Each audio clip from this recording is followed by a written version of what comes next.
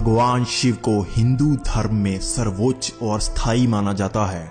शिवलिंग को भी भगवान शिव का ही प्रतीक माना जाता है, लेकिन हमारे अपने धर्म में ही लोगों को शिवलिंग का असली अर्थ नहीं पता, क्योंकि हमारे धर्म में ही अधिकतम लोगों को धर्म का ज्ञान अपने बुजुर्गों से मिलता है, जिसमें भाषा के बदलाव और समय के अंतराल के कारण कई कमियां आ जाती हैं। ऐसी ही कमी हमें शिवलिंग के अर्थ में सुनने को मिलती है। तो आज हम आपके लिए लेकर आए हैं शिवलिंग का संपूर्ण अर्थ और वो ज्ञान जो हर एक हिंदू को पता होना जरूरी है। अगर आपको ये ज्ञान नहीं है तो आपकी धर्म की जानकारी ही अधूरी है। दरअसल आज कई विदेशी और गैर हिंदू शिवलिंग को लिंग ही समझते हैं, जबकि हिंदू धर्म में अज्ञानी भी यही समझते हैं और इसे बढ़ावा देते हैं। असल में अगर हम अपने वेदों का गहन अध्ययन करें तो उसमें शिवलिंग का वर्णन किया गया है। शिव को इस ब्रह्मांड का एकमात्र स्रोत बताया गया है, उन्हें निराकार और स्थायी बताया गया है, लेकिन शिवलिंग को लिंग बताया ही नहीं गया। ये त्रुटि सिर्फ उन अज्ञानियों की वजह से फैली है जिन्हें भाषा तक का ज्ञान नहीं था। संस्कृत में लिंग का अर्थ होता है प्रतीक, तो शिवलिंग का अर्थ बना शिव का प्रतीक।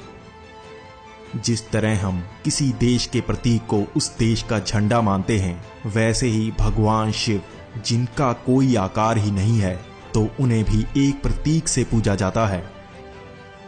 इसी तरह अगर आप पूरी दुनिया में प्राचीन शिवलिंग को देखेंगे तो आपको पता चलेगा कि हर शिवलिंग का आकार दूसरे से अलग ही होता है। यही है समय के अंतराल के कारण आए शिवलिंग के रूप में बदलाव। शिवलिंग को शिव का प्रतीक मानकर एक आकार बनाया गया जिसमें भगवान शिव की पूजा की गई। उस समय भारतवर्ष में संस्कृत का चलन था, तब लिंग का अर्थ प्रतीक माना जाता था, जैसे स्त्रीलिंग यानी स्त्री का प्रतीक और पुल्लिंग यानी पुरुष का प्रतीक।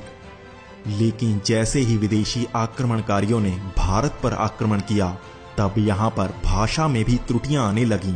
इसी से अर्थ में भी बदलाव आते चले गए। आज भी अधिकतम हिंदू सिर्फ सुना हुआ ज्ञान ही सच मानते हैं और उनके पास श्रीमद् भगवद गीता या वेदों का लिखित रूप नहीं होता। इस कारण वो इन गलतियों को भी सही मान लेते हैं। अब आपको ये तो पता लग गया कि शिवलिंग का कोई और अर्थ नहीं बल्कि शिव का प्रतीक है। अब मैं आपको बताता हूँ ये शिव का प्रतीक कैसे बना। दरअसल शिवलिंग को अंडाकार रूप में माना जाता है। अगर आप वेदों और शास्त्रों में बताए अनंत के प्रतीक को देखेंगे तो वो भी यही था, यानी कि अंडाकार। प्राचीन समय से ही अनंत का प्रतीक यही रहा, लेकिन पश्चिमी सभ्यता से ही इसे ये आकार कहा जाने लगा जिसे हम आज इन्फिनिट कहते हैं। इससे हमें पता चलता है शिव अनंत हैं और उनका प्रतीक है यह अंडाकार रूप। उसके बाद उसके ऊपर 3 रेखाएं अंकित की जाती हैं जिनका अर्थ होता है त्रिनेत्री, त्रिलोकी और त्रिकालदर्शी। इसी रूप की पूजा की जाती है, यानी अनंत महासागर के निर्माता, जो निराकार रूप में हर स्थायी वस्तु और ऊर्जा का केंद्र हैं। ऐसे ही निराकार स्थायी रूप के प्रतीक को हम भौतिक आकार में ढालकर ध्यान के समकक्ष महसूस करते हैं।